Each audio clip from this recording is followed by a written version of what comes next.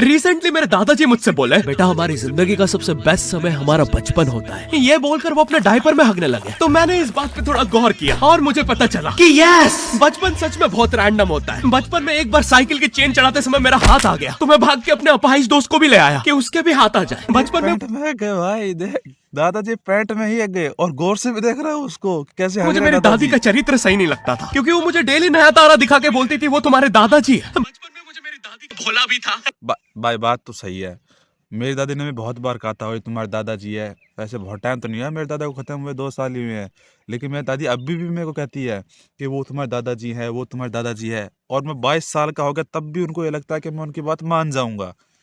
बचपन में मैं थोड़ा भोला भी था, ऐसे फालतू किसी को उंगली नहीं करता था, वरना फिर मैं 9 तक ही गिन पाता था। एक तो तब कोई भी आके गिन। बचपन में मैं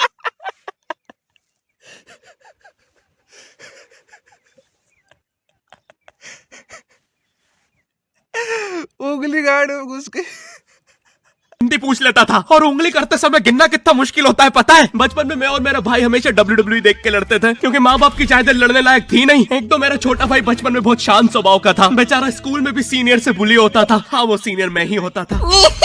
एक बार मुझसे बोलता, भैया डॉक्टर बनना मेरा सपना है। तो मैंने उसे नीट की बुक्स ला दी, तो अब वो उसका पूरा सपना बन गया। अब वो डॉक्टर गेम में भी बीमार ही बनता है, और बवासीर पीछे होती है। चिंटू, बुक्स नहीं पढ़ रहा है तू? बवासीर भी आगे हो रही है, देखो बड़े नहीं है। एक बार बेचारा बिस्तर पे गिर के रोने लग गया, तो सब बोलने लग गए कुछ नहीं हुआ, चींटी मर गई, चींटी मर गई। मैं चींटियों वाले बिस्तर पे क्यों सो रहे थे? हाँ यार, ऐसा भी मेरे गांव में होता भाई। जैसे मैं गिरता हूँ ना तो मेरे घर वाले कहते अरे कुछ नहीं हुआ, कुछ नहीं हुआ, चींटी मर गई, चींटी मर गई, चींटी मर गई।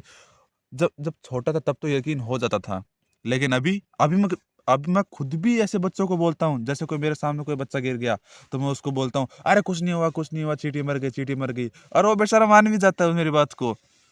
यहाँ सोच रहा हूँ फिर अभी तक हम चींटियों वाले बिस्तर पे क्यों सो रहे थे। हाँ, घर में सबकी पीठ पे ददोड़े हो रखे हैं। हाँ, ये नहीं गिरता तो हमें तो पता ही नहीं चलता बिस्तर पे चींटियां हैं। हम तो सोए जा रहे हैं चींटियों वाले बिस्तर पे। और स्कूल में जब भी ये छोटे भाई पैंट में हक देते हैं तो बड़े भाई को क्यों बुलाया जाता है? पता है कितनी घनघोर बेइज्जती होती है पूरी। मैंने घर वालों को साफ कह रखा था कि मुझे दूसरी स्कूल में जाना है और मेरे भाई बहनों को दूसरी स्कूल में, क्योंकि मैं जाता था अपने शहर वाले गाँव। मेरे जैसे मैं अपने गाँव में हूँ, तो मेरे गांव से थोड़ा सा दूर है, 7 किलोमीटर दूर थोड़ा शहर है। मैं वहाँ जाता था पढ़ने के लिए, और मेरे भाई बहन गांव की स्कूल के प्राइवेट स्कूल में। क्योंकि मेरे साथ में भी एक बार हो चुका है, जैसे इसके साथ में हो रहा है, मेरे साथ में भी एक बार हो चुका है। और बड़ी बेइज्जती होती थी उसके सामने, टीचरों के सामने, कि छोटा भाई हक दिया तो साफ कौन करेगा क्लास के सामने। और बुलाते भी इतने सस्पेंस है, वो देख के बड़े भाई का हगना निकल जाता है। ऐसे 2 छोटे बच्चे स्लो मोशन में भाग के आ रहे हैं। हाँ, वो उनकी नॉर्मल स्पीड है।